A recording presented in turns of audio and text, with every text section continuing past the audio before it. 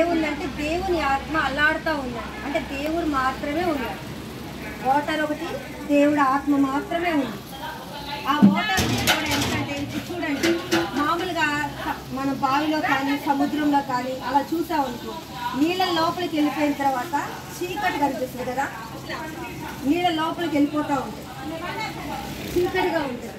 అంటే చీకటే, నీళ్ళు చీకటి తప్ప అవన్నీ కూడా ఎవరు సృష్టిస్తాడో అట్లాగే మనుషులు కూడా దేవుడు ఎలా సృష్టిస్తూ వచ్చాడు అంటే యేసయ్య ఒక తలంపు వచ్చేసింది. ఏమని? నా రూపంలో నా పోలిక చొప్పున ఒక మనిషిని చేయాలి కదా. ఎవరి పోలికలు అంట? దేవుడి పోలిక. ఎవరి పోలిక? మనము దేవుడి పోలిక. చూసారా, దేవుడు మనకి ఏ పోలిక ఇచ్చాడు? ఆయన పోలిక కదా. ఎంత గొప్ప దేవుడు కదా. మొట్టమొదటిగా అన్ని 1 2 3 4